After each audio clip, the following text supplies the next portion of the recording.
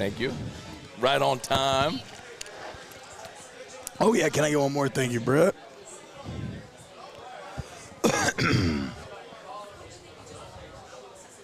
Yeah. Yeah. Yeah. Yeah. Yeah. Yeah. Yeah. Yeah.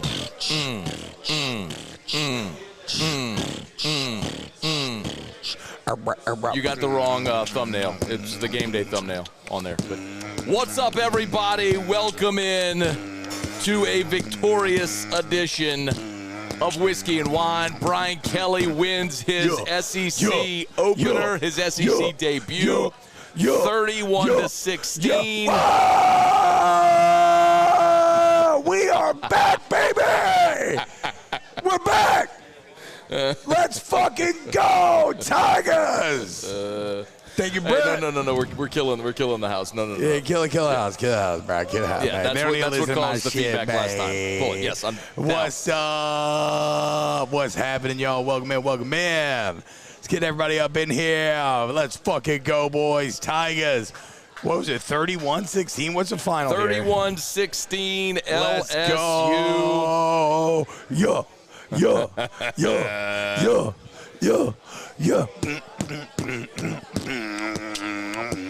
All right.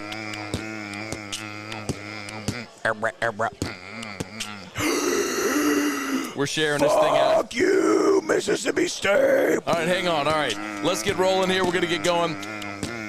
Hang on, boss. All right. Welcome in, Whiskey and Wine. A while on this show, dude. From Don Juan's Cigar Bar in Town Center. LSU beats Mississippi State 31-16. Thank you for being here. We'll do our customary toast in just a second. If you're on YouTube, smash the like button. Please subscribe to the channel. Facebook, like the page, share the post, all that good stuff as well. We'll build it up. Brian Kelly, and how about this? A 21-point fourth quarter for LSU. Damn. The game really turned, of course, when right before the end of the third quarter, Austin Williams muffed a punt with Mississippi State up 16-10. Jaden Daniels on 3rd and 3. Here you go. You want? No, I need a cutter. Here, look. Okay. Punch. Well, I'll go punch. Thank you. So Jaden Daniels runs it in on 3rd down and goal from the 3. Big time. LSU takes a 17-16 lead, and they would just pour it the fuck on. Let's go, dude. The defense, bro. Bro. Fucking defense. This was the first time in a long time. Well, yeah, whatever. It felt like, and whatever. There's been high moments, but the defense was spectacular tonight. And you could feel them gaining in confidence as the game went on. And by the end of that game, that was psychological defeat by the end of that game. You saw a Mississippi State team that was fucking done. They didn't want any more. And we can get into LSU running the ball and that, how that wears you down, and they started to hit at the end. But honestly, the defense, dude, and I want to talk about, but the fucking defense, this Mississippi State team to this point had looked so clean and so error-free and so automatic, and you made them helpless in the second half. You want to know why you hired Matt House? You hired Matt House to do what you saw tonight. And granted, look, shout out to the players, right? The players had to play uber discipline. They made the tackles. The fucking D-line got to the quarterback at a way higher rate than I expected them to. So there's a lot of good, the players are all the credit. But House put his players in positions to succeed. And, even Matt, look at the fucking Greg Brooks, Jay Ward switch. Huge. And it paid dividends. And then the little cherry on top is him getting the pick at the end to seal it. Jay Ward led LSU with 11 tackles, had 1.5 tackles for loss, had the pick, a pass breakup as well. Micah Baskerville ended up your second leading tackler with 8. Major Burns and Harold Perkins with 5. Greg Brooks with 4 on the night. So massive day for all those. All right, welcome in. Glad to have you with us here. Go ahead and retweet T if you would. I just tweeted out as well. All right, cool. Hit the like button, bye. All right, let's do our customary toast. And light up, boys. Everybody, hold up your glass, whatever you got. Go Tigers! Cheers, go Tigers. Cheers, if you're cheers, new, cheers, If you're new, cheers. take a picture. Hold up your glass for a sec. If you're new, take a. What's up? Hold up your glass. Okay, my bad. Yeah. All right, everybody, take a picture if you would of your toast with us. Tweet us. We'd love to retweet you, share it on Insta, whatever. Tag us. Tag Don Juan. We appreciate y'all so much. Cheers. Go Tigers. Go Tigers, man. All right, great start. Hey, we're going to get into the game, of course. I want to first. Boy, real quick. I'm not that worried about Jay Ward's knee, y'all, for a couple of reasons. First off, he immediately asked for help up, which knows you that's not anything too bad. It was a slight hyperextension, and when he went to the sideline, Dr. Bankson was talking to him, dapped him up, they walked off. So, like, the knee is straight. Don't worry. I've seen a couple people be like, oh, but what about his knee? I think it's fine. I think it's fine. Looked like he hyperextended it. Here's the good news. You play New Mexico next week. Yes. So it's definitely not anything long-term. You can tell Jay Ward, hey, bro, just chill for 2 weeks. If he needs to. He might not even need to, but if he needs to. And then be ready to go to Auburn. Like, I wouldn't play him next week. You're going to beat New Mexico State by a bajillion. It don't fucking matter. So, like, just be straight and ready to roll in 2 weeks when you're at Auburn, who look like dog shit today, by the way. So a lot to get to. Let me share some of these out. Give me some of your thoughts first, of course, because you were there as well with the 2011 team, which I do want to talk about in a bit. Yeah, we'll get into that. Look, man, okay, so again, tonight was a bit interesting for me because, like Matt said, I got to go to the game, got to be a guest captain. I didn't quite get to watch the first half as closely as I will when I rewatch the film, right? But I think the trends are pretty obvious here. You had a defense that was dialed in from the beginning. Now, the first drive, did they score the first drive? Yes. Okay, so the first drive was, like, very worrying, right? And we were all kind of panicking. Then you get the big fourth down stop, but then you fumble, and we're all kind of sitting there like, oh, here we fucking go again. Same old LSU. But the defense stayed consistent. And it stayed consistent to a point where eventually the offense came around. Jaden Daniels figured out something with Malik Neighbors on 3rd and 4th downs, right? If he's one-on-one, fucking throw the ball to him, dude. The fucking running game started turning no yards into 1, into 2, into 3, into 4. Eventually pops and the big Armani Goodwin touchdown. You see what I'm talking about with Jaden Daniels, right? Where, like, okay, yes, there are throws he's going to pass up, but if we look at the context of this team, he is your best path to winning games. It's something that Matt's talked about a lot, right? He's going to be the leading rusher a lot this year, and that's not a bad thing. That's just who you are, again, in the context of this season. It's not what you are. Yes, it's your best path this year. Exactly. And, yeah, dude, fucking Matt, you had a couple good calls tonight, dude. The draw when they end up on the 3rd and goal draw. With Daniels, yeah. You called that right before it happened. Well, the Malik Neighbors. That's the play that when, I mean, revisionist history, bullshit, whatever aside, when we were sitting here 2 weeks ago on Sunday night with Florida State, I wanted them to go for 2. A lot of people did, whatever. We don't need to rehash that. But that's the play I would have run. I would have had a spread formation where you have a run-pass option, where if there's a pass there for Jaden, awesome. But if not, let him run 3 yards up the gut, which is the situation that you had right there. So, yes, I love the play call right there at the goal line. It was awesome. And let's fucking go, boys! And yes, Neighbors, it feels fucking good, doesn't it, dude? A dominant SEC win.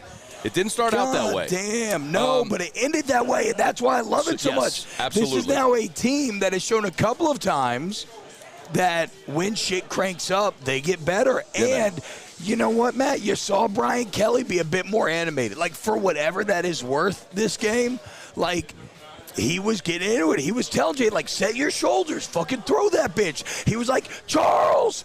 Like when Turner was fucking up, he's like, Charles, get your ass, what the fuck? Lock in, think. Dude, the really tough part, though, is in the first half when they were really playing like shit. Yes. They kept showing Brian Kelly on the sideline, and he had this real, like, look of angst on his face. And it was like, I'm thinking, I almost screen grabbed it and tweeted. I didn't, because you know what happens if you do something like that. But you got to be careful, bro. Right. You gotta be careful. It's like, that's the face of a man who knows he has a climb ahead of him. Yes, right? yes. Like, we're gonna go through the game like we always do. We're gonna go through game flow. The stadium. So it's interesting, Matt. I'm sorry, I interrupted you, but like I noticed that in the stadium today, and we'll get into the 2011 shit. It was fucking awesome. It was so healing and so wonderful, and it was so nice to see all the boys, and like it was literally one of the best days of my life. But in the stadium, we were kind of talking. We're like, man, it was never like. You know, it was like a little empty. It was a little, the energy wasn't quite there, it felt like, and the team didn't give much. And it felt like, to what Matt is talking about, the climb ahead of him, it felt like a stadium that has suffered 2 years of bad results with a disappointing beginning. Like, it felt like a fan base that had been a bit deflated. This is the type of win, like, for all the bitching about why are people leaving early, why are people, it makes sense, dude. If you want people to deal with the traffic, you want people to deal with all the bullshit, you gotta fucking win. This is the type of win that gets people to buy back in. So as we're talking about the rebuild and everything that Brian Kelly is trying to accomplish, like, this is the type of win that starts putting fucking asses back in the seats, that makes people be like, fuck it, I don't care about the traffic, I want to be there because I want to be a part of it. Like, again, it's not that this season's going to be great or anything, right? But as you look for building blocks for the future and kind of moments on which you build your foundation, this was a fucking gritty win that turned into a dominant win by the end, by a team that was favored and by a team that had looked objectively better. You're starting 2 freshman offensive tackles, 2 true freshman offensive tackles. 3rd different starting offensive line combination in as many games. The only player that has started in the same spot all 3 games is your true freshman left tackle, Will Campbell. That's fucking the wild, only one that dude. started all 3 games in the same spot. And they're probably not done rotating either. Like, Marcus Dumerville wasn't available today. Oh, Dumerville wasn't? I didn't realize that. Bradford wasn't available today. Xavier Hill. Talk for a second. Okay, okay, we got some super chats here. Great teams adjust, says Thomas Bagby. I don't know if this is a 9-3 or 7-5 team. Woodford Reserve won it for me. No. Look, here's the deal, guys. We're not worried about long-term results in this case, right? We got to be like Michael Jordan on The Last Dance. We got to live in the fucking moment. And the moment right now is spectacular. Tonight, don't let your brain be bothered by 9-3, 7-5. Tonight is about grabbing a crucial SEC win in Brian Kelly's SEC opener at home again against a team that, guys, this offense has looked fantastic. You heard me talk about it all week. I was intimidated a bit by this offense, and the fucking defense in Matt House balled out. They shut down Will Rogers. Matt, what's the final? Let's bring up a box score. Right, by the way, just real quick, I apologize. Shout out Kelly Gross for the $20 super chat as well. As we start, my apologies for a little bit of that discombobulation. We're trying to get House on, but last week when everybody complained about the echo, it sounded like we were talking to a fan. That was because we tried to bring House sound in, so we were trying to work that out. Apologies. We're going to go without House sound so the people here can hear us. We're going to go without so we don't mess up the broadcast. So that's what that was about. So what were you asking? No, I was just going through some super chats. So let's get into the game flow. I think is the play we'll go here. into the game flow. So just real quick, my quick takeaways. What was your main takeaways? Big takeaways, obviously, I think a 21-point fourth quarter. It's cliche, but, like, you want to finish strong, right? Absolutely, a 21-point fourth dude. quarter is massive. So, and like, combined with the Florida State fourth quarter, yes, right? I mean, absolutely. Like, this is a team, like, as bad as they looked at times in the first quarter, they built. I didn't hear what you said, but obviously defense was awesome in this ball game. I was just talking about expectations. Somebody talked about like 9-3, 7-5, and I was like, no. Tonight, like this season, we are enjoying results based on themselves. Yes, dude, based on themselves. We talked all week about the need to tackle. I thought you did awesome. The switch with Jay Ward and Major Burns, or Jay Ward and Greg Brooks, obviously paid off for you today as well. No Mason Smith felt huge, but we've talked about Mekhi Wingo a lot, and he was so good at getting interior pressure and sort of blowing up the launch pad. A lot of times his pressure push in the middle forced Will Rogers into Ojulari or Perkins. Exactly what we talked about, dude. It came together, and what a fucking drastic difference from the last time that team was in Tiger Stadium when KJ Costello threw for 600 yards on you. I mean, it shows when you have a plan, you execute it. LSU has athletes on the defensive side. So that's a good thing. Now, the other thing we talked about all week, I didn't think Mississippi State had the receivers to out-athlete LSU's corners, and they didn't, clearly.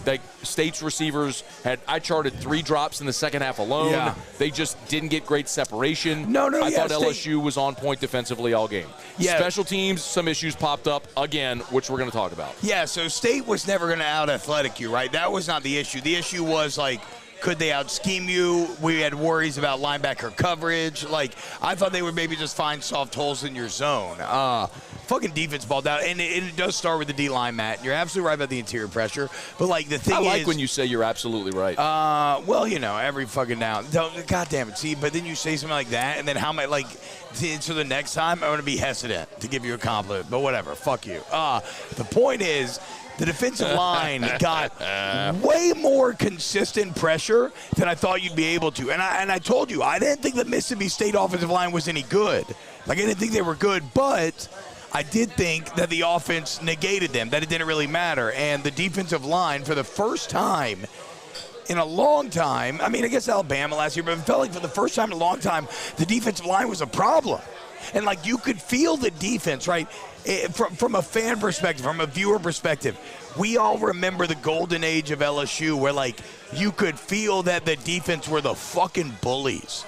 Like, they were the bad guys, okay? They were fucking Tbob rolling up and being like, give me that chain, bitch. Yes, exactly. And it's my grandma's chain. I don't give a fuck. Okay? That's what the defense did tonight. It's been a while since that has been the case, and that shit felt fucking good, dude. Patrick Fluitt, Raymond Garcia, Andrew Hines, Nick Marchand. Shout out to everybody watching. Hey, we got Van Lathan from The Ringer What's in up, here. Van Lathan? $20 super chat. My guy, Van good says, to see you, bro. Improvement at almost every position, parentheses, except special teams. Okay. Well, yeah, let's do game flow. All right, we'll get into all that. We'll go into the game. Thank you for being here. Y'all drop your comments. Shout out, Van. He's a fucking man, dog. Real quick. Always thanks to Don Juan Cigar Bar for hosting us. Amazing spot here in Town Center. The retail shop next door, the bar right here. TVs all over the place. Great spot to come watch on your football Sundays as well if you need a place to watch tomorrow or Saturdays. And, of course, Michelli Weighing and Measurement. You weigh, measure something. They sell, service, rent the products you use to weigh and measure. Check out their website. Awesome people. Local company, 75 years. Michelli.com, and they are hiring. New Orleans, Baton Rouge, Lake Charles, all of their locations, Michelli.com. Do you want to give a thought let's to go. the charter? Let's sponsor. Okay, so check this out, y'all. So the Louisiana Charter Boat Association is putting together a fucking awesome deal here. And the bottom line, you want to go to GEAUXCatch.com. It's pinned. Catch. It's pinned on the chat. It's pinned in the chat. It's pinned in the chat. Okay. Click the link pinned in the chat. GEAUXCatch.com. GoCatch.com. And what it is it's through the entire season. You enter, right? We'll select a grand prize winner at the end. You get to go on a fully paid for charter fishing trip. I'll be there.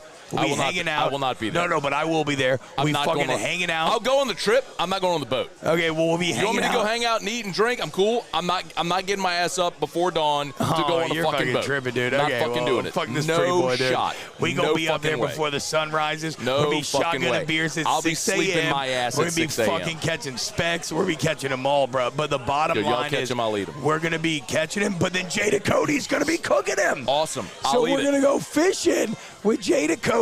He's gonna cook them when we get back, dude. And check it out. Saying Tbob victory shots. Five runners up will also be selected to win a LouisianaCharterFishing.com prize pack, about $100. But again, the GoCatch.com, GEAUX, and go enter today. It's gonna be fucking dope. All right, let's get into it. All right, here we go. Wait, hold on. Shout out to Ashley Megan for the super chat, $20. Didn't Shout say out anything, Ashley but Megan. shout out, dude. Appreciate you very much. All right. So there was a little bit of a questionable decision right from the jump. LSU won the toss. Give me the ball. And elected to receive. Yeah. So I hate that. Just as on a matter of principle. I can appreciate trying to be aggressive, but the way superior teams normally differ. Invariably, the way it's going to work out is you will get back. The idea is get back-to-back possessions. Yeah. And then to get the agree. first possession of the second half, so you get the last possession of the game as well. I mean, that's just you get an extra possession in the second half, which is generally what you want. So I hated the decision to receive. LSU takes the ball. They get it to Booty on the second play for 18 yards.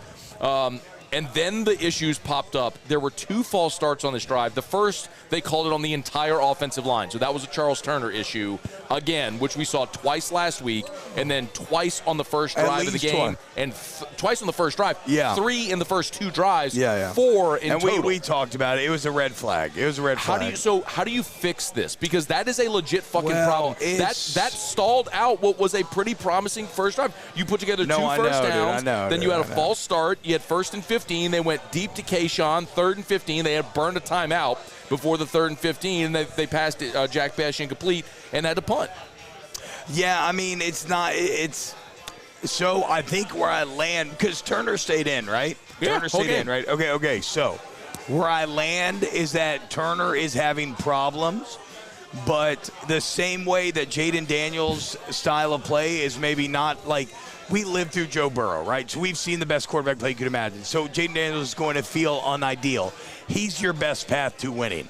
I feel like it's the same thing on the offensive line right now. And that's a very fixable problem, Matt. That is a cadence issue. Then why have we seen this back-to-back games then?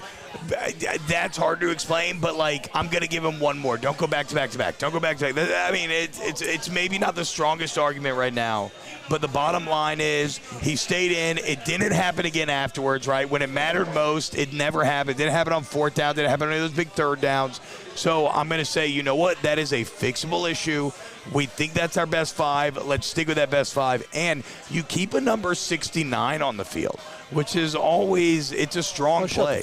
If you have a legitimate 69, Matt, I know you've never really done that, but I got to tell you, a legitimate 69 it's a little complicated, but it's also very strong when it works, okay? And right now, Charles Turner's a little complicated, but he may potentially work, so we got to see. Robbie Beamer said, why am I going to get the ball more to Besh? They threw the ball to Besh on that 3rd down on the first drive. I think that might have been his only target in the game. I'll have to go through the rest of my chart, but I think that might have been his only target in the game. Look, he missed a lot of camp with the as we found, it was a stress fracture in his leg. So he's kind of coming along. And then the other part is, who do you take? You take Malik Neighbors off the field? You ain't taking Malik off the field. You take Dre Jenkins off the field? No, you don't want to take Brian Thomas off the field either. It is the deepest position. Chris Hilton's been a no-show. And he's a phenomenal talent. It's just tough to find reps right now. That's why Trey Palmer left, and he's the best player on Nebraska's team. Yeah. Good dudes, you're just buried on the depth chart. So LSU punt, State gets the ball at their own 13. Nice punt by Bramblett. And this is where Mike Leach went fucking buck wild with the 4th downs. It looked like it was 3rd and 4. Harold Perkins came up with a huge stop for 4th and 1, and they go for it from their own 22-yard line. I know, dude. And they convert. It was one of those, shit. Harold Perkins was a fucking beast tonight, Harold Perkins was awesome. We're going to talk about that because I'll tell you, my hands in the air, that's one that I was. That's a 5-star fucking no doubt, bro. Showing out. Let's go. Against this offense in particular, I worried about him. It's the old Kendall Beckwith, DJ Welter argument. We knew Beckwith was a pro. I mean, he was an incredible talent. Yeah. Welter had everybody lined up. He was always going to be in the right place. So they were picking their spots, and ultimately just got to the point where you just had to put the better player on the field, and they did. And they're also using Perkins as a pass rusher, right? Yes. You're athletic as fuck. Yes. Let's say, just go get the ball. Yes. You just fucking go get the quarterback. I don't want to give you anything to think about. The only thing you need to think about is get your ass on the field and fucking get to that offensive lineman and get to the goddamn quarterback. And he fucking did that shit. So they convert the 4th and 1. You have another 1st down. Offsides by Jacoby and Guillory. We didn't see much of Jacoby and Guillory tonight, really, after that. I mean, it was... I don't remember that, actually. I must have been distracted at that point. It was 1st down, offsides on Jacoby, and 1st and 5. They ran the ball. They converted with a 20-yard pass, and then it set up the 37-yard touchdown run around left end. And then they missed the PAT. They missed 2 last week. Yeah, switched kickers, and the other guy missed today. It's unbelievable how... they had a giant issue with place kicking last year. Leach went out and got both kickers on the team are both transfers, one from Northern Colorado, one from Coastal Carolina, and they just cannot figure it out. Bro, kicking is one of those things where why do you think NFL kicking is so incestuous, right? why do the same guys that you think this Brett guy? Maher. Yes, come on now. This guy's a fucking retread. What are we doing? No, not that many fucking people can do it. Like when we make jokes about college kickers, it's just fucking hard. And LSU's been. And Damian Ramos looks pretty fucking good, dude. It looks good. Damian Ramos is kind of a secret story where he's been solid this entire year thus far. I think he says Ramos, by the way. Oh, my bad. No, it's okay. We just need clarification. Yeah. But I think he does. I think he says Ramos. So we'll get a clarification. Real quick, Brian Russell gave a $10 super chat. No comments. What's up, dude? All right. So and by the way, I'm logging all the super chats. We'll get to them when we do. So,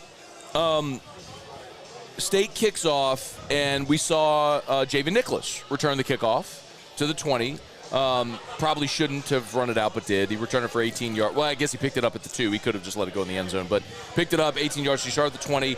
LSU goes 3 and out. They line up to go for it on 4th down. Basically, Brian Kelly's going to do the same shit Mike Leach just did, and then Charles Turner had a false start, so ultimately they punt. I thought there is a fine line, I think, between being aggressive and being reckless, taking a risk and being careless. Going in a 6-0 ball game in the first quarter, going for it deep in your own territory, I think would have just been stupid. That would have been reckless. It worked for Leach the first time. It didn't work the rest of the game. Yeah. But I think the Turner false start kind of bailed Brian Kelly out right there, because if you get stuffed, now all of a sudden they've got the ball in the red zone or right around there, and you're in a world of trouble. Yes, yeah. I mean, I don't know, man. We're in a new world when it comes to 4th down attempts, right? And it's very hard to discern what's right or wrong because it's ultimately results-based, but, the math is technically on your side. So I'm not overly critical of that, but I see what you're saying there. Might have been a blessing in disguise that you got a false start there. So LSU punts, and they protect you from yourself. They get a 22-yard return, so they're set up at midfield. And this is where they go for it the second time on 4th and 1. And Major Burns and Wingo come up with a TFL to get off the field, which was massive in that spot. LSU gets the ball. They go 3 and out. They punt. So no big deal, right? Because you just, they had taken over the ball at midfield, and you got the stop, which was awesome. Stupid by Mike Leach. He could have flipped the field, didn't, went for it. But anyway. They kept going for it, dude. Now, LSU defense kept fucking, because, Matt, think about it, bro. What did they struggle with against Mississippi State? 3rd and short. Yeah. They fucking bowed up on multiple 4th and shorts tonight, and honestly, the air raid in a short yardage situation is vastly more terrifying than Jordan Travis and FSU. So the first play of the second quarter, so on the ensuing drive, right? So LSU, they get the stop, they punt, pin Mississippi State deep. State's got another 4th and 1 from their own 29-yard line. Oh yeah, and they this went is for where it, this is where Jones and Wingo again. Wingo twice came up with those stops, blowing up. We talked about it. He self-admitted, said his specialty is interior pass rush. Yes, he blows up the launch pad, and he blew up 2 of those 4th down plays. So Jones and Wingo made the stop, and then on 2nd down was the fumble on the exchange between Jaden Daniels and Josh Williams. So I guess that's on Daniels for delaying. I don't know the mechanics of that. I couldn't see. I wasn't watching on TV. I was in the suite. I don't know the mechanics of it. Obviously, I was in the suite. I don't know if you heard me. I was in the suite. You were in the suite. I was in the suite, just hobnobbing with the most powerful people in the stadium, living life, meat pies, sausages, hot dogs, fucking finger sandwiches, Matt. I could eat 1,000 goddamn finger sandwiches. I'm sorry. I got. So they run the give, right? And so what happened? And Jaden pulls it. He just pulled it too late. And then he'd already gripped onto it. And so I think maybe Jaden was then trying to give it, but it was too late, and so the ball skirts forward, and then he can't recover. So you're in prime position to tie this game or get points after your defense stopped. And I know. I trust me, we were fucking sequence. hyped, dude. And then that's the point. But let's all be honest. That's the point, Matt, when we all threw up our hands. We're like, LSU fucking sucks. Yes. Well, we fucking suck, but dude. This was the dude. We're sequence. awful, dude. This was the huge sequence, okay? Because your defense comes up with a major 4th and 1 stop deep in Mississippi State territory, right? Your offense you're thinking, all right, I know what you're saying. Points. You're right about this. Yes, go for it. And the defense, sudden change, has to go right back out there. Yep. This is State's drive. And it's 6-0 at this point, right? It's 6-0 at this point, yeah. It's 6-0. Immediately a 10-yard play, first down. They get 6 yards, another first down. Then they go incomplete, 3rd and 10. Savion Jones sack fumble. Huge. Massive sequence. Big shit. That was Savion Jones? Savion Jones. Oh, okay. Massive sequence because your defense came up in a huge spot. And that's Savion in place of Ali Gay right there on that sequence, on that 3rd down. So that's just that you're building depth and guys you feel you can count on. Massive spot early in the game. Savion Jones is on the field. He makes a play. So that was huge. So they punt, and this is where one of the special teams issues comes into play. Gregory Clayton fields the ball at a 3-yard line. Like, bro. Fucking let the ball go in the end zone. So, okay. So that is another. What are you doing? That is another. I don't need hero ball. Let the fucking. You know better. Well, also, better. Clayton is not like. Dante Hall can catch it on the 3 and then be like, hey, I mean, what do you mean? They're like if Trey White wants to catch it on the 3, I'm like, you shouldn't, but okay. Odell thinks he's going to make a guy miss. Yeah, but okay, dude. You're Gregory Clayton. Clayton is there to catch it. He's not there to run it. Like, he is not there to run it. I don't give a fuck if he gets 1 return yard. Clayton is there. So what you do if you're him, you sit on the 10. That is a bottom-line special teams heels rule. On the 10. Your heels never go behind the 10. And then later, he caught the ball on the 10. You saw that the next punt. Which was stupid also. No. You catch it on the 10. He was on the 10. That's fine. It's a literal – it's like always hitting on 16. It's a black and white rule. I get it.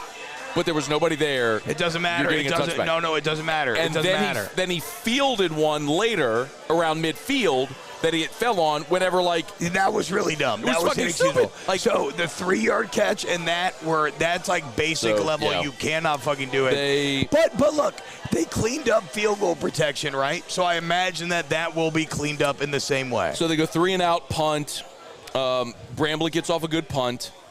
State starts at their own 41. They get a first down, and then Harold Perkins came up with a sack on 2nd and 13. So huge. 3rd and 23, they run a screen play, and you get the stop, and you get off the field again. Like, time and again, the offense put the defense in bad spots in the first half, and the defense kept fucking making plays, dude. Like, they kept every fucking time they needed to make after the first drive. Every time they needed to make a play. We're going to get to another one in the first half as well. The only thing that bums me out, and again, this is where Matt, you talk about, that's what I was talking about when you were off the mic earlier, too. You talk about the rebuild, right? Now, this is the first time in a long time where the defense felt like a bully, and you could feel the bully gaining in confidence as the game went on to be like, oh, shit, we're not lucky to stop you. You're lucky if you have success against us. Like, no, we're not the exception. We're the fucking rule. And that's when that started to turn. And why I mentioned the stadium is because eventually LSU will get back to a place where that stadium will be packed and the people will be fucking losing their mind. Shout out to all the loyal people who were there tonight. And I'm not judging anybody, but I'm saying, like, the defense fed off of the energy of the people who showed up and who stayed.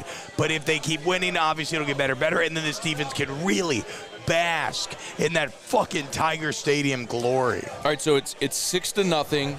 You force the punt. You get the ball. You get a first down. You have to punt again.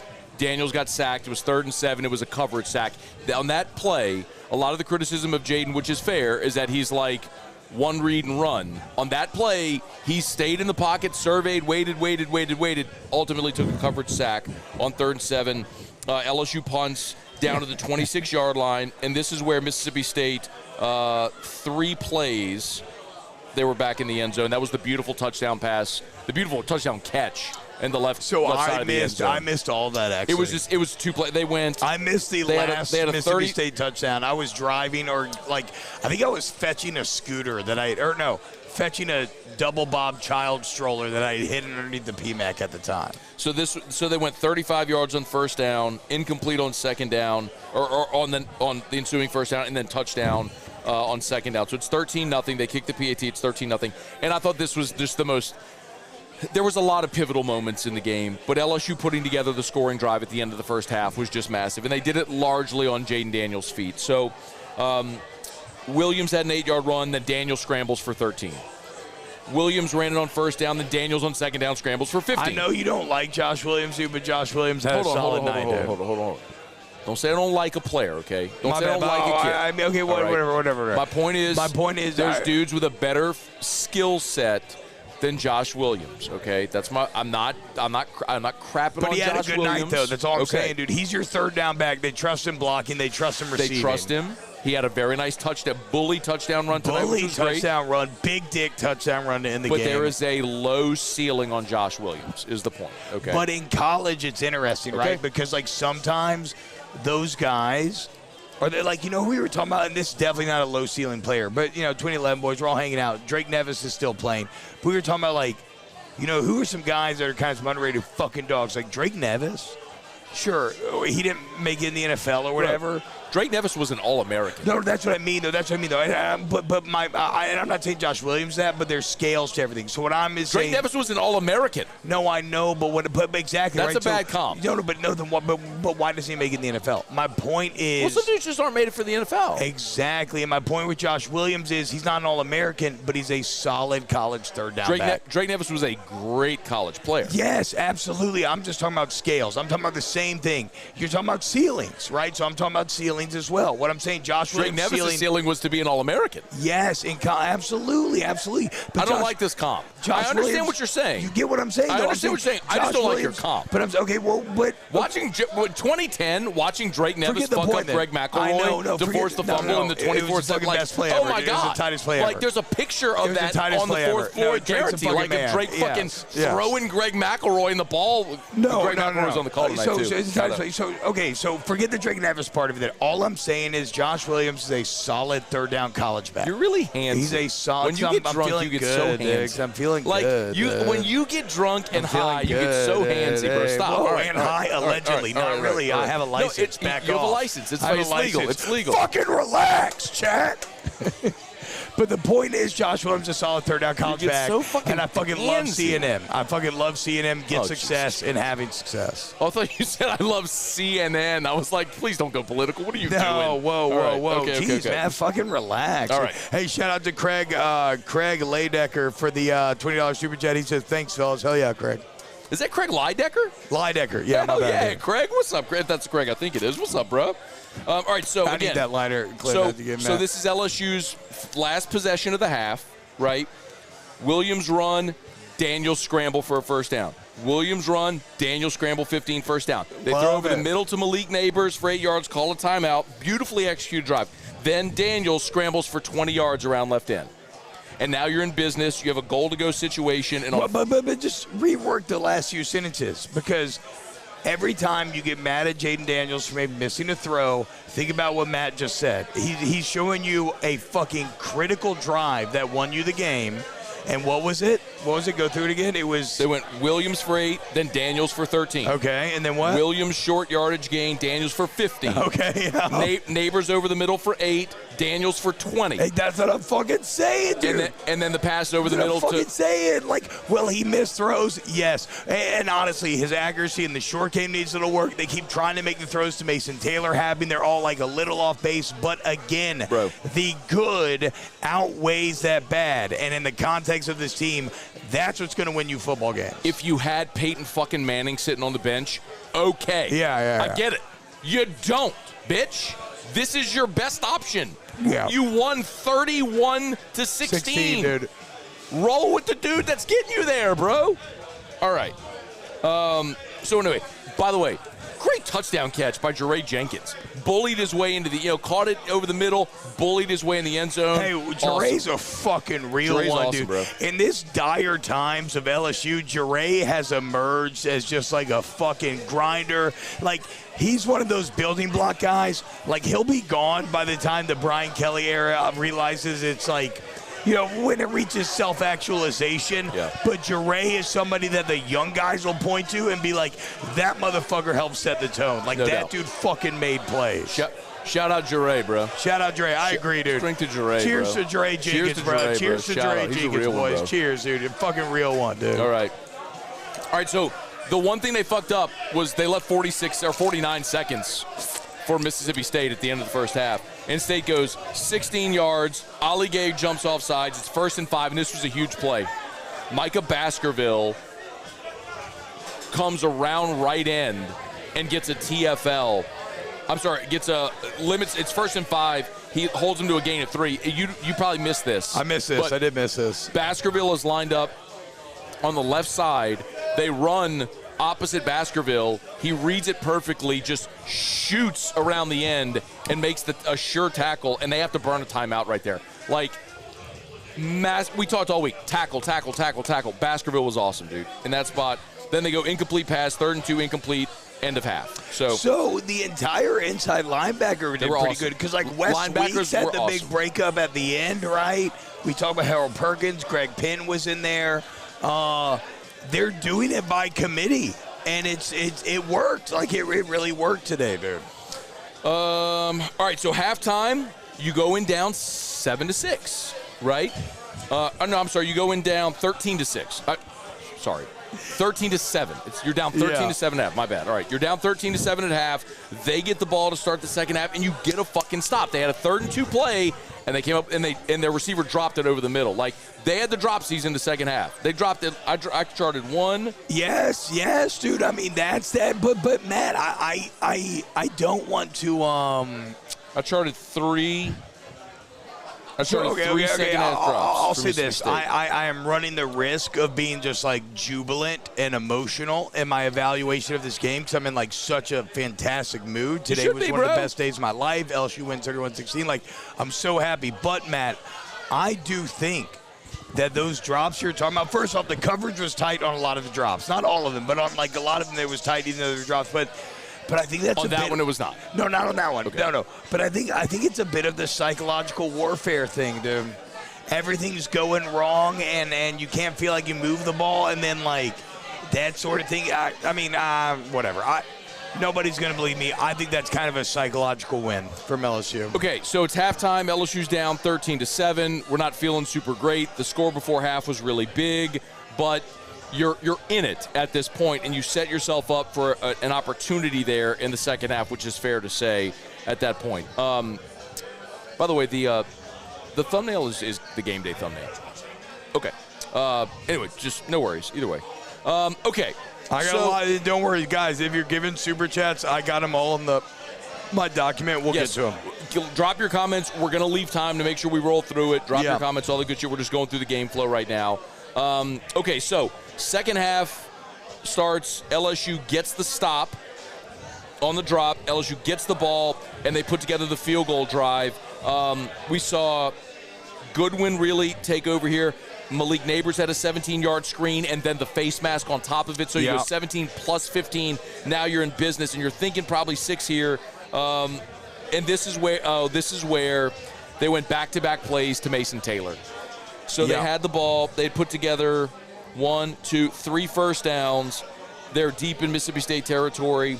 Incomplete behind Mason Taylor. Incomplete over the middle to Mason Taylor to the left that they try to run the screen. 3rd and 10 from the Mississippi State 18. They threw it over the middle, incomplete, and they kicked the 35-yard field goal. So Van Lathan with another super chat says, drops. Talking about the drops, right? He says, Tiger Stadium played a part. We were rocking. And that's what I was talking about earlier. Like, I know it wasn't the most full Tiger Stadium, but that was a stadium. Oh, I got goosebumps, actually. That's crazy. That was a stadium that there's no fucking great, like, offense is great, but there's no bigger dick feeling than when your defense is shutting someone down and the crowd, it's like they're ravenous. It's like ancient Roman gladiatorial shit. It's like they want fucking blood, and a drop is like someone like getting cut in the kidney or something, and everyone's like, and you can fucking feel it. Because as the crowd, you feel like you impacted it. Yeah, but you did. But that's what I'm saying. That's a psychological warfare. I think it did. Or like a false start. When you're going full throw and they jump on, it's it's the best. It's the fucking best. Yeah.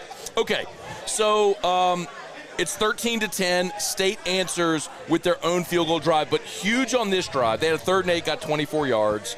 They had 3rd and 10, got 14 yards. It looked like they were going to fucking come right back and punch in the nuts. 3rd and 9, B.J. Ojolari comes up with the big dick sack. It was a huge play by B.J. Ojolari. Yeah.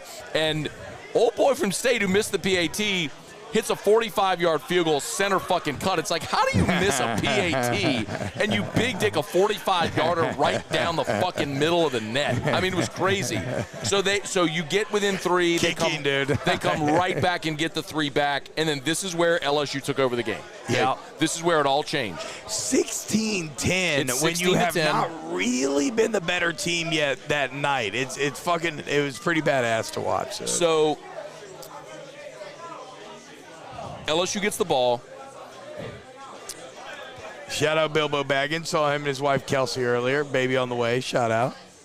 The second down play on this drive, Emory runs it for 5 yards. This was the play, Brian Thomas, when they pulled his jersey and shit, and he broke free. Yeah. But shout out to Jaden Daniels, because this is, we were talking about it. This is one of those plays where he could have run, and he came and he kept moving. He kept his eyes downfield, and he dumped it to Thomas. Yep. And Thomas got 15 yards on the play. Then, me too. Can we get another drinks? Another round for the boys. Just tell them that we won another round. Yeah. Another round for the boys. This motherfucker. By the way, guys, my voice is fucked. I realize this, dude. I don't fucking have a voice anymore. I've been with the fellas all weekend long, dude. I don't know what happened. Devin Steve said, more traffic, more life. People are laughing at me saying big dick sack. Bro, that was a moment where, like, we were sitting here talking about it, and we're like, bro, they just could, at that moment, it was like they couldn't block BJ Ojulari. Like, that's the thing about BJ. Dude, I fucking so hope he has, like, a giant year this year. And that's a dude that's going to be a first-round pick. Like, he is the prototype of what the NFL was. Like, dude, that's honestly how you won, was the pressure on fucking Will Rogers. We're gonna get to that. By the way, shout out real quick, super chat. We had David Steele. Shout out to Dre and BJ Ojulari. So there you go. David Steele. Shout out to Bourbon Society Baton Rouge. And he has organization as well. We'll get there, David. Absolutely. Great organization. You should join the Bourbon Society Baton Rouge if you're not. Great group of people. Raising money for great charities and sharing a love of bourbon. So if you love Bourbon Society of Baton Rouge, BSOBR. Ashley Megan said BJ gave him the D. Okay, Ashley, chill out. BJ don't make me get the sheriff out here, Ashley. Okay, it's what? It's only like 8. It's a little early to be horny now. BJ gave him the D. I guess the sun's down. You know what? I retract my statement. Ashley, it's allowed. Good job. So after the Brian Thomas play, they threw it to Mason Taylor. This was a play where Mason Taylor he caught the ball, but he was out of bounds. So it was incomplete downfield. Then you take a sack. It's 3rd and 16. They throw it to Taylor for 12 yards. It's 4th and 4, and they fucking go for it on 4th and 4. Not only did they go for it on 4th and 4, but it was like they rolled Jaden Daniels, a right-handed quarterback. Thank you so much. Thank you so much. You're the best. They roll. She goes. I know, dude. Hey, Brittany and Laurel are some fucking awesome. angels. Yeah, they are awesome. They put up with us. They're so awesome. And bro, if you ever come out here Don Juan, you can hang out with Brittany and Laurel. It's really cool. You'll probably tip a lot because they're hot, and you're like, oh my god, I'm fucking drunk, and I'm gonna tip the bartender because she's hot. Exactly. That's how it works. We all get it, dude. What? Sorry, what are you talking about? Just okay. Did you tip the bartender? Dude. Yes, I actually do tip. Thank you very much. I know you think I don't, but I do. And then you give me a look like I don't, but I actually do. I literally buy a soda at the end of the night and add a credit card tip on top of it. All right. I don't carry cash, okay? I'm not fucking ancient like you, okay? I go get cash before I come so I can. Yeah, exactly, because you're fucking old as fuck. I'm 33. I'm still in my I'm in my Jesus year, okay? I'm basically a fucking youth. In fact, hobbits at the age of 33. Right, that's when they become adults. All right, so let's talk about Rings of Power. 4th and 4. They roll Daniels, a right-handed quarterback, to the left, and he throws a deep ball. Carly, chill out. I do have a wife. She's wonderful. What's up? Daniels, a right-handed quarterback. Yeah. 4th and 4. They roll him to the left, throws across his body, deep, incomplete. I'm okay going for it. It felt awful at the time, dude. I'm okay going for it. I'm okay going for it. I'm not okay with the play. It felt really bad at the time, dude. But Jesus smiled upon you in the person of Slade Roy, because they punt to Austin Williams. Yes, dude. Who is like the most veteran guy who's at SEC Media Days. I've said all week in every interview I've done, like, Austin Williams is one of the most prolific receivers at Mississippi State as far as stats. He's been there forever, caught a bunch of balls.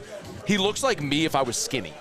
Like, he's just a very average-looking person. You would not think, oh, that's an SEC receiver who's balled out in his career. But Austin Williams muffs it. Slade Roy was kind of right in his ear. Yes. Kind of distracted him. Yes. And Slade Roy jumped on the ball. So LSU's down. Which, by the way, Slade Roy, it's rare that a long snapper gets so much TV love. They loved him, bro. They showed him celebrating like 17 times. They showed him after the touchdown. That's what I'm saying. After the touchdown. That's what I'm saying. Slade Roy. 3 different times, dude. Fuck yeah, dude. Shout out, dude. You got to give the deep snappers some love. But hey, man, look, man. The football gods giveth, and they taketh away. South Florida's beating Florida 28-24. Wow. That's 11 minutes to go in the game. Holy Lowest shit. rated quarterback in the Holy SEC, shit, dude. bro. All right, anyway. Oh shit, A&M. Right. But the point of that is that never apologize for a lucky break. Okay, both teams get him. You got to keep playing. It's bro. what you do with him. It's what you do with They got one. Exactly. That's what I'm saying. That's what I'm saying. You fumbled a fucking handoff exchange Yes. when you were about to at least get points. Exactly. All right, Exactly. This is what I said. This is where the game changed. Austin Williams muffs the punt. From that point, LSU just the snowball rolled downhill, and LSU just dump trucked them. So the first down was a false start on Dellinger, which is probably on. That's what you said he was yelling at I know Charles. I should tip cash. Okay, real quick. I apologize. I'll start taking cash. Why do you Jesus think I go Christ. get cash? Fucking shut the fuck up. I didn't fucking ask you. Okay, I'm just apologizing. Continue. So they don't have to fucking get taxed on it. Yeah, obviously, They just put it in dude. their fucking pocket. Obviously, Yeah. dude. I'm sorry, okay? Fucking Venmo, if that makes it any better. Anyway, go on. All right, so you get the ball first down. You get the false start on Dellinger, but really I guess it was on fucking Charles Turner. And Brian Kelly at this point, it was what you were alluding to earlier. Brian Kelly's like, fucking Charles! Yeah, what the fuck are you doing? Like, what the fuck? Like, that was the moment where Brian Kelly, like, you saw the... He finally broke out a little bit into old Brian Kelly. Yes, he broke out. He was like, fuck! My favorite He's like, was, we're down by fucking 6, and we're at their fucking 10-yard line. You fucking false start, you fucking asshole. Like, that's what he wanted to say. Yeah. But it worked out, dude. So because of Jaden Daniels' feet, Jaden Daniels ran to the 3-yard line, and on 3rd and goal, this was the play you were alluding to that I called, where Daniels, the draw right in the middle. Matt, again, fucking blind squirrel, right? But Matt, Blind Squirrel today has a big fucking pile of nuts in his tree. Right, okay, no, you had a bad day gambling, so that's literally untrue. That is fucking true. But on this play, literally, we're sitting here, and Matt's like, I'd fucking run a draw with Jaden Daniels. And then it was an option, right? He could throw it to Kayshawn, but if you watch the replay, it was perfect because the Kayshawn and Cliff Nelson talked about earlier. Shout out. The jet sweep fake where, you keep faking it, eventually you can throw that, right? So Kayshawn comes across, Jaden Daniels flips his hips like he's going to throw to Kayshawn, and the two unblocked defenders take off towards the edge, and that's what Jaden was like, fuck it, I'm running it. And then he made the play. I don't know if it was a safety, but he fucking ran him over, spun off, touchdown, dude. It was dope, but it was a QB draw, like Matt said. So you're up 17-16,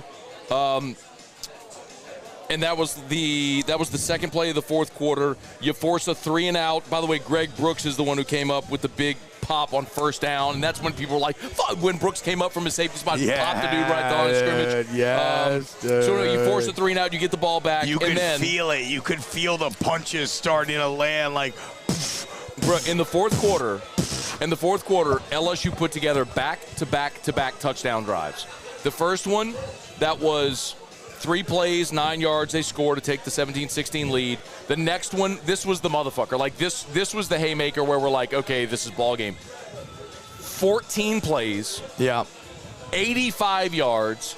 6:01 off the clock. This was the...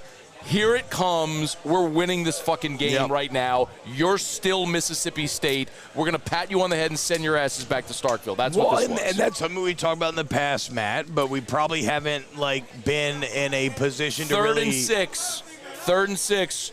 They roll right Malik Neighbors for 6 yards. Okay, well, let's work through this drive, and then we'll talk about it. I'm sorry. Keep going. Yeah, keep going. Then they go incomplete. John Emery, third for 9 yards. 3rd and 1.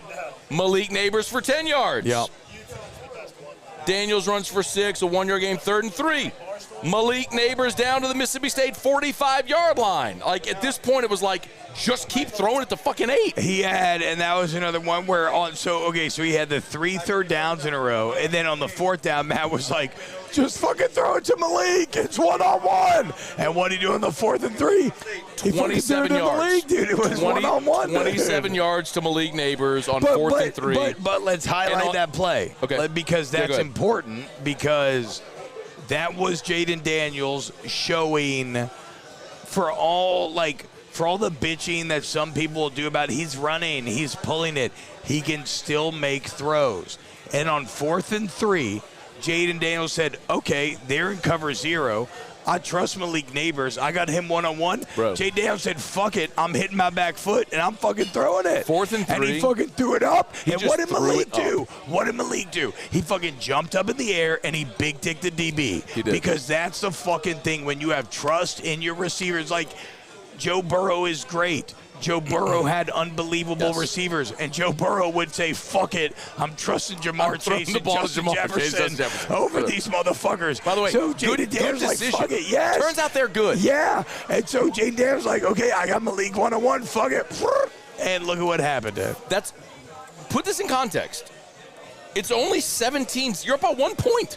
You're by 1 fucking point. It's 4th and 3. Yes, exactly. You're by 1 point. It is not a great, it's not like a very obvious situation. Play. Exactly. That's not exactly. It's 4th and 3. You're up by a point, and you fucking throw deep down the left sideline in a 1-on-1. Well, it's like you said earlier, we saw him throw deep on 4th down, and we were like, what the fuck? It's a worse decision. But he rolled left, and it was stupid. No, it's a worse decision. But what I'm saying is, it's a risky fucking play, but it worked out. And Josh Williams scored on 1st down. Great run by Josh Williams, bully ball.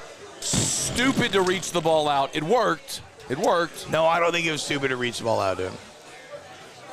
I'm not going to sit here and hyper criticize the guy for fucking scoring a touchdown, dude.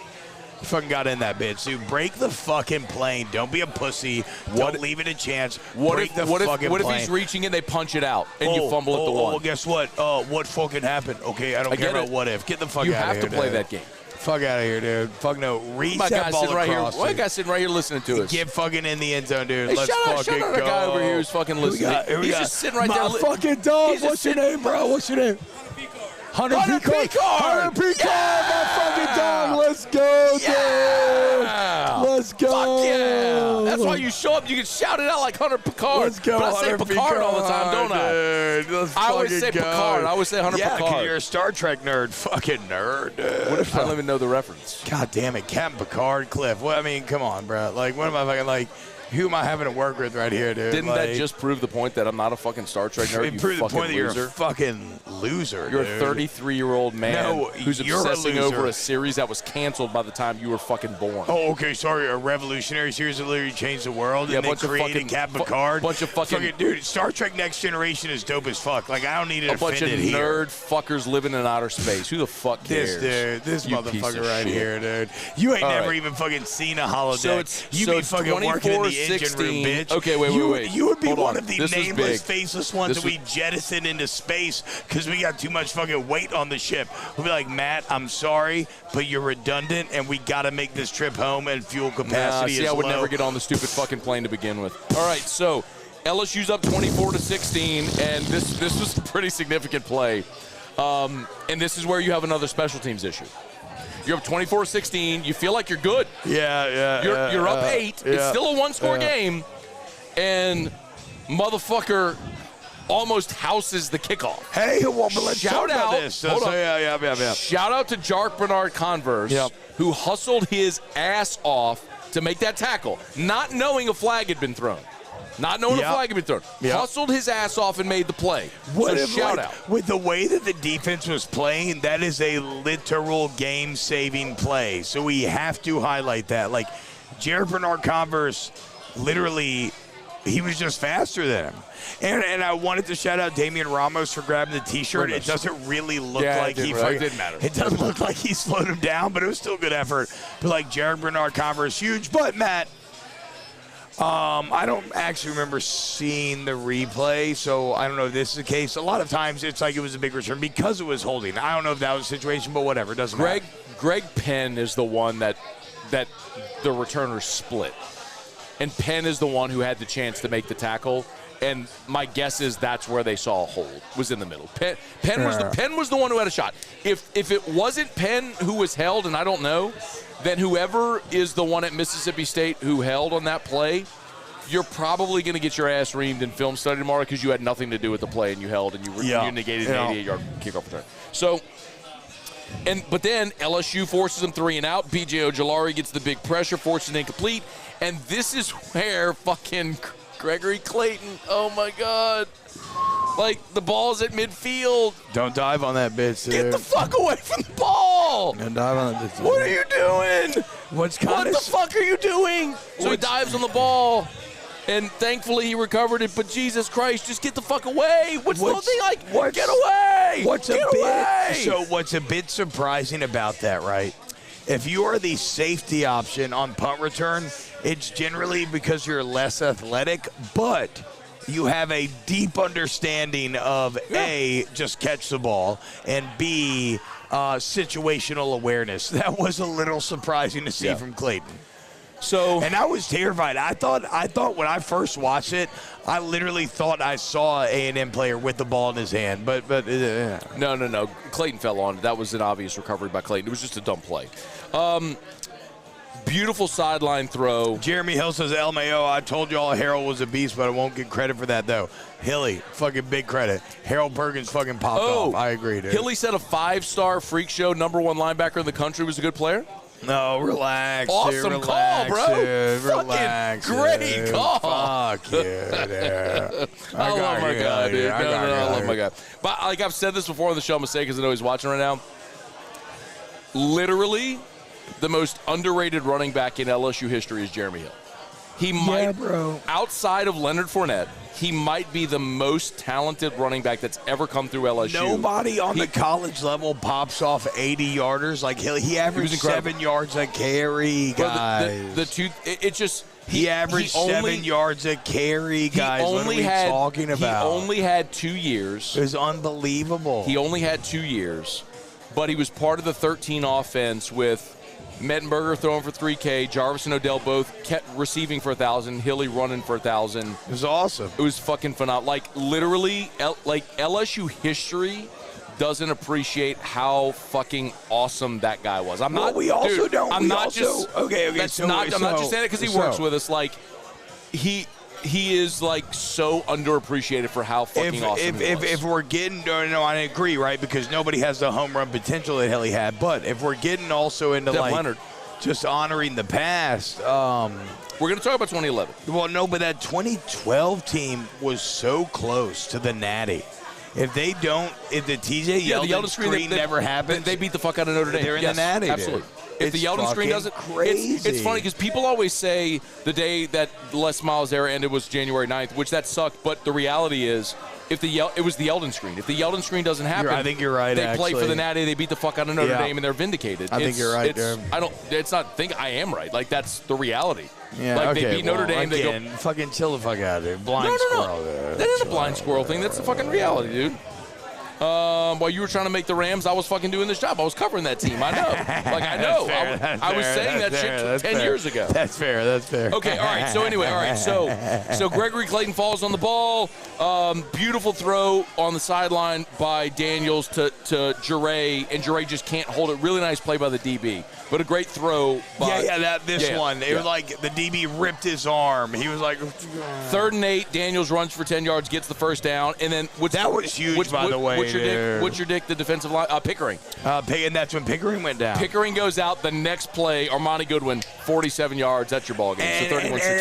And then Jay Ward gets an interception. But right before that, we were talking here at Don Juan's Cigar Bar, which y'all should all come hang out at. We were talking about how, like, okay, the run game's starting to hit. And it wasn't anything it wasn't anything especially like noticeable, right? Like it was like 4 yards, 6 yards, 5 yards. Like, nothing to write home about, but they were landing. Matt, I cannot escape boxing analogies when I think about football, right? And so the same way that you use fucking jabs to weaken an opponent, no doubt. Yeah, that's what I'm saying. The same way you just fucking soften them up. You just add the body. You're just fucking working the body. That's what LSU was doing. Spoken like a Les Miles offensive lineman. And that's what I'm saying, dude. that was 12 years of football under Les Miles. I used to talk about it all the time. It was like erosion. It's like how fucking waves wear down rocks over time. Like body, head, body, head, body, head, body, head, body. And the next thing you know, punch! Armani Goodwin, liver 48 fucking yards. It's like whenever you're watching boxing and you see the fucking kidney punch that puts a person on the ground, you're like, what the fuck? Like, how'd that happen? Yeah. He just got hit in the body and he can't stand up. You get hit in that. If you know the spot to hit. But that's what Goodwin did, dude. But it's because you're softened up. Boom, bitch! Fuck Mississippi State! All right, so what if I told you before the game one team would have 416 yards of total offense, the other would have 289? We would have thought it was flipped. LSU 416 to 289. That would have ended up passing. You know what? Then let's give a cheers for the fucking defense, Matt boys. House and the defense. Cheers to Matt House and the defense, because that's a fucking this is an offense that has honestly looked like pretty unstoppable, and not in the same way that like last year's Mississippi State was like, okay, force them to play underneath you, they'll fumble, they'll fuck up. This offense had none of that in the first two games. And this LSU defense said, oh, no. Hey, we're fucking better, dude. That Mississippi State defensive line, really not that good, dude. How many rush yards did they give up today? I don't know. Yes. 218. 206. Oh. Hey, how many yards did State run for? 78. 75? Oh, boy. Your boy's fucking locked in right now. Let's fucking go. That's what I'm saying, dude. Mississippi State, I'm sorry. They were not that good on the defensive line. LSU, this honestly makes me trust my film viewing, because I was, like, thinking about how I didn't think they were that great. And then PFF's like, oh, but Pickering and Weed are, like, top 10. No, man, they weren't that good. LSU won time of possession. They won the yardstick. They won third down conversions. Red zone, LSU 4 of 4. It was the 7 penalties on LSU. They've got to fix, and the biggest issue is the procedure. See, I don't remember penalties being a big issue tonight. Well, besides the false starts. False starts are awful. Because of the fourth quarter. Because the final 15 minutes were anticlimactic because LSU dumped truck. You're right. But it was a close game for 3 quarters. And you could isolate those moments and go, that could fuck you in the future. The point on... Smash the like button, YouTube. We got 2,600 people watching on YouTube. My fucking dogs! Let's fucking go! And only 500 likes. My fucking boys. I fucking love y'all, dude. I'm going to say this real quick again. I've said this before. Like, it is free for you to hit the fucking thumbs up. It takes literally a millisecond. Yeah, bro, but the algorithm, just dude. Hit the goddamn thumbs up. The algorithm. What are you talking about? This is real fucking life entertainment for you, and all we're saying is just hit a fucking thumbs up. You have to pay for it. Hit a thumbs up. Have a cigar at Don Juan. Go work at Michelle or hire them. Yeah, exactly. Yes. Come to Don Juan. Yeah. Smoke a cigar. Go to GoCharter.com. Go Charter. It's pinned in the chat. Sign up for the charter fishing trip. It's free. It's fucking free. It's free. Hey, literally, the charter thing, though, boys, if you fucking win it, me and you are going to be fucking fishing, drinking beers, smoking legal weed, allegedly, if you're into that. But we don't have to if you're not into that. But that's okay. The point is, getting our buzz on, catching specs, catching red. This is going to be a fucking good-ass time. And then Jada Cody, who's also my Dungeons & Dragons partner, we're going to fucking cook that shit up, and we're going to fucking beast afterwards. Shout out Alan Black. Okay, he said I did it when the show started. Thank you, Alan Black. Oh, thank you, You should all be more like Alan Black. Okay, so, and again, it's GEAUXCatch.com. It's all season. It's GEAUXCatch.com. It's pinned. I know, I'm just all right, let's get to comments. All right, let's get to comments. I got a lot of super chats. All right, let us. We got about 20 minutes. Let's go to a lot of super chats. So Alex Ferguson says Colin Hutar likes to bet against LSU. Fuck you, Colin. You fucking pussy fuck. I think that's what Alex wanted. Oh my so go ahead God. and clip that and send it to Colin. Mark Gendron said, Matt just squeezed Tbob's nipple. I did that. Yeah, okay. It's normally in reverse. Exactly. And also, like, honestly, guys, I got it. I mean, I got it. Sexuality is a scale, okay? And I kind of enjoy, like, just like feeling. So it doesn't really matter where it comes from, okay? Like, that felt pretty good. Did you see the end of the App State game?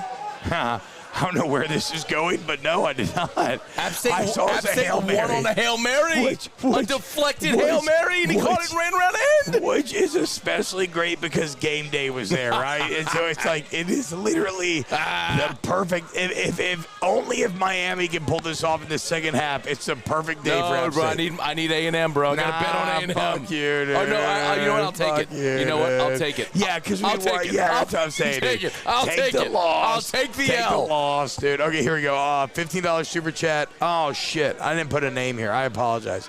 It says, hey, fellas, I met y'all in ATL for media days. That first half play calling was scary. Glad we got it pulled out. Okay, but this is an important point, Matt.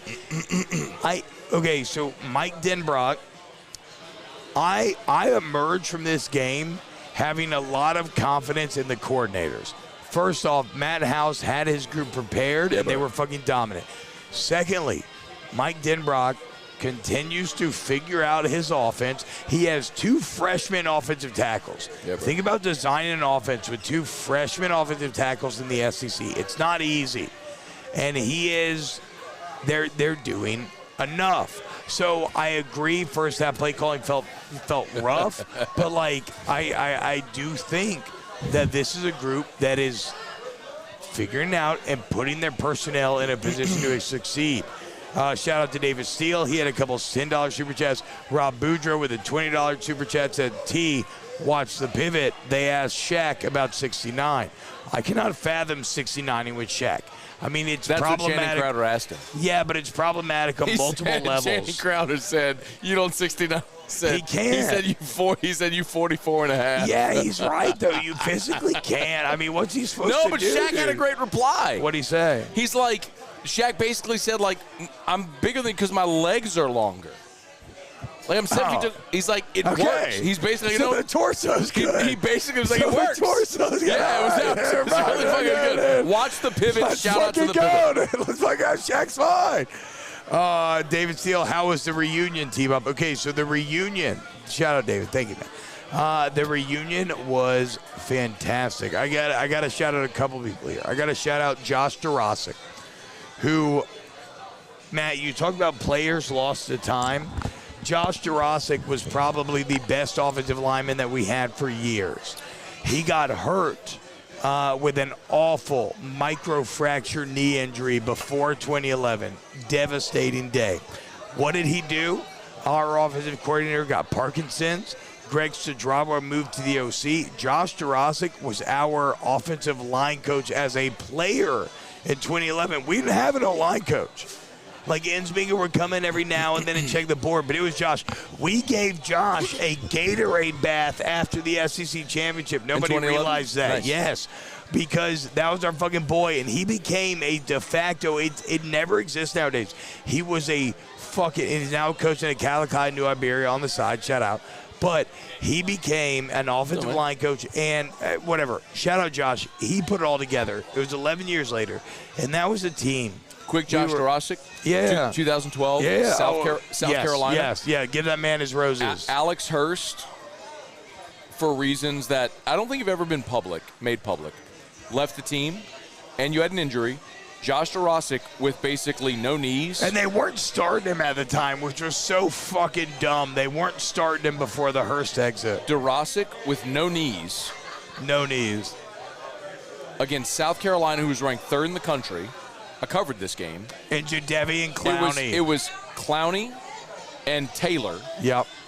And Josh Jurasic shut them fucking down, dude. Shut them fucking down, dude. Out. She's just trying to get in the shot, bro. She's just trying to get in the shot. No, don't distract. We got to talk about Josh, though. We got to talk about Josh here. Keep going. I respect her getting in the shot. Shut down the #1 pick in the draft with no knees. fucking bitched him. One of the greatest individual offensive line performances ever. I mean, you're talking about. And remember, this was Connor Shaw, Marcus Lattimore, Taylor, Clowney, Stephon Gilmore, like a legit fucking team South Carolina had. Not what they are now and what they've been. Like, Darasic went in there in 12 and that was a game after the hammer and nail Florida game. Beat his fucking ass. Darasic fucked up Jadeveon Clowney for an entire game. It was awesome. And by the way, shout out Darasic. Yeah, shout out Josh. So Josh, though, set this all up, the 2011 reunion. That's why it's on 11th year randomly, then like a 10th year. I was going to ask you why y'all didn't do it last year. No, but that's because there was so now we're okay, boys. Everybody get your drinks. Are you going to do that again? No, she didn't even listen. Get your drinks, because that's where this is going to get a little personal. Okay, so let's all gather around the fireside. So, bro, this place is fucking packed. Yeah, it's fucking great. But let's be clear, Matt. It is fucking. But let's be clear, dude. The 2011 team was a locker room that was incredibly close. Obviously, right? 12-0. We the Orange Bowl champs, be the fucking Rose Bowl champs. If Arkansas didn't fuck it up, we would be the Sugar Bowl champs, be the national champs, right? We were very close, but 5 top 10 wins. Exactly. But have you ever seen a team where the ending was so bad that all that good was fucking splintered?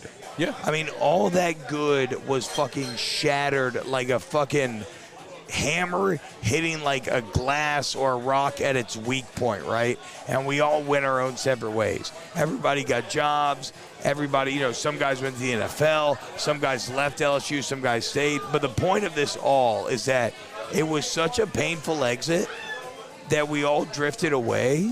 And this weekend has just been this, I don't want to get overly emotional here, but it's been like it's just been so therapeutic, and it all starts with Josh. And he wasn't on the field in 2011 by no fault of his own. It was unlucky as fuck, and he brought us together. And then I gotta shout out Brandon Taylor, dude. Brandon Taylor, the leadership that BT showed all weekend, hyping up the boys, getting everybody together. We were on the field pregame. Brandon Taylor, we stacked it up. And Brandon Taylor gave a fucking speech about how, like, the last game, whatever, fuck that doesn't define us, all this other shit. And it was like, the boys are back, dude. The fucking boys are back. And it feels so fucking good. It's literally one of the best days of my entire life. And I said that even before LSU won the game. Like, honestly, if LSU had lost tonight, I don't know that I would have cared. Because this was so therapeutic and so good, and everybody came back together, and all my old friends and my brothers and everybody that we used to fucking grind with and we used to fucking go to war with, like, we were all back together, dude. And Josh put it together again, and fucking BT and Will Blackwell and George Jefferson and Jarrett Lee and just everybody being there, it meant the fucking world. So David Steele asked about the reunion earlier. The reunion was awesome, man. It's been so healing is the word I keep going back to. Because, again, we were splintered and spread to the wind. And now, like today, we're all hanging out. We're laughing. We're having fun.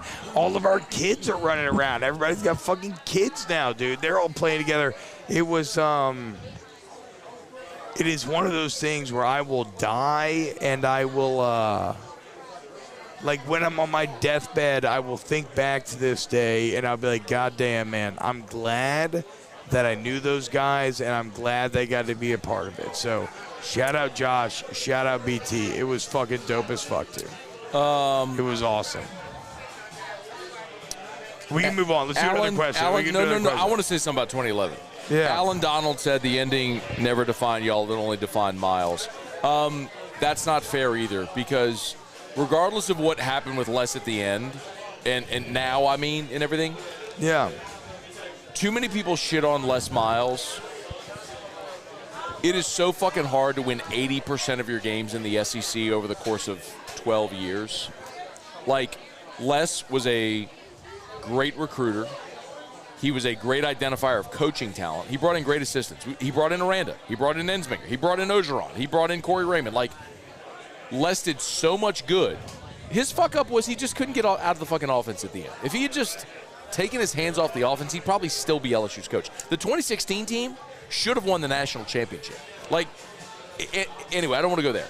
Les doesn't get the credit he deserves, but the thing about Les is, man. I get his shortcomings. No. I get it. It's ironic though, right? Because you're right. And I'm an adult now, dude. I can have perspective on these things. I was angry when I left. I carried a lot of anger in my heart for years, and I had to let that go. But what I eventually arrived at is, Les, I'm very thankful to him because he was the architect of those teams. Unfortunately, his fucking worst trait was the actual coaching of the football. Like, it's kind of like what I want Jimbo Fisher to do. Like, go into more of a CEO role. He hired great assistants. Yes. But offensively, he couldn't just. He couldn't. Well, because he was burned by 2008. No doubt. Which was nobody's fault. It altered him. But even in spite of that, he put together 2011. So this is why. Let me talk about 2011 for a second. I remember, my first ever season covering LSU was 2007, and I remember vividly when LSU lost in triple overtime to Arkansas. Number one team in the country, lose to Arkansas, and it looked like the best team was going to lose. There she goes again. Was going to lose the Natty. And I remember that week they were playing Tennessee, and I was so adamant in saying winning the SEC is not a fucking consolation prize. In the history of LSU football, at the time they'd won 10 SEC championships. 100+ fucking years you would won 10. It is really fucking hard to win the SEC.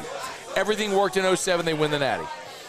With 11, that was the first ever 12-0 and 13-0 team in LSU history. Like, the system was fucked and gave Bama another shot. You play that game 10 times, you probably split them. Well, I mean, honestly, 10 years later, can we not admit that a little of the problem was Les Miles versus Nick Saban? Yes. Okay, fine. But at that point, a huge gap. At that point, Les was 3-2 against Nick going into that game. He was 3-2 against Nick. Really? They won in 7, 10, and 11. Nick won in 8-9. Les had a winning record against Nick. Dude. We don't put ourselves in the mindset of Nick Saban 2011. We think of Nick 2022. We don't think of Nick 2011. So it wasn't the gap it is now.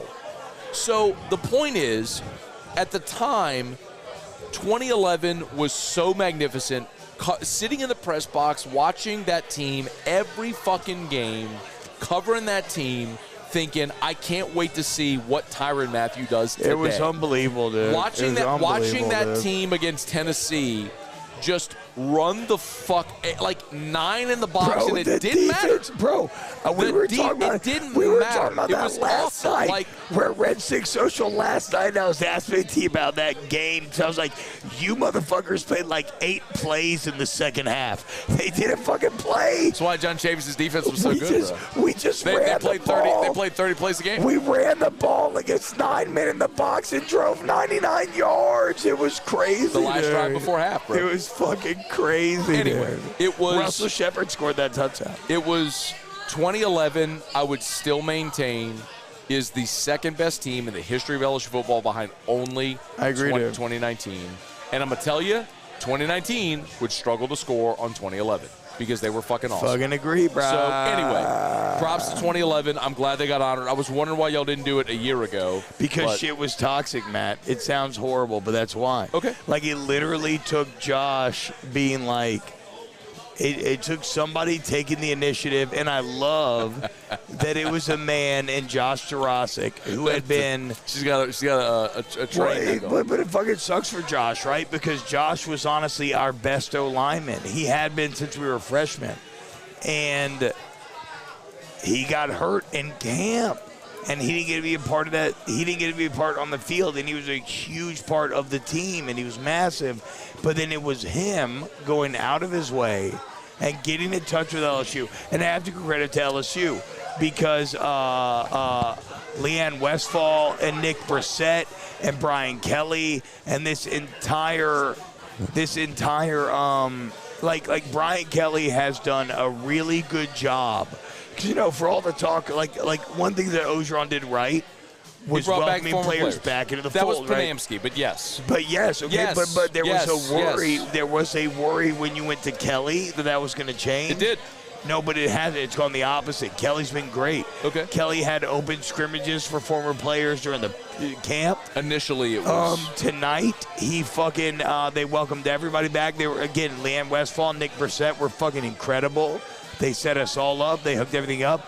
We were leaving the field. Brian Kelly, came over and was like, fuck yeah, boys. Great job. Thank you for everything. It was awesome. It was awesome. Just really emotional and very cool to see. And it felt so fucking good, dude. We fucking kept singing. We did the Tiger Walk. And we kept singing the same song we used to before every fucking game. I love it. Can't sing it here, but we go tear this motherfucker down, dude. It was just, it was one of the best nights of my life. Trent Martin it was awesome, dude. Tbob's so drunk. I'm so drunk, and I'm so happy, and I'm so full of love. Bro, LSU beat the fuck out of Mississippi State. Let me tell you something, all right? We're fucking back, dude. All right. I'm not gonna say we're back, but I believe very much. And it is something that Matt has talked about a lot. In the balance of power. Yeah. If you're in the Big 12, when Kansas is on your schedule, you need to be able to take a Sharpie and scribble a W. You need to. If you're in the fucking if you're in the SEC and Vanderbilt shows up on your schedule, you need to get a fucking Sharpie and scribble a W. Yep.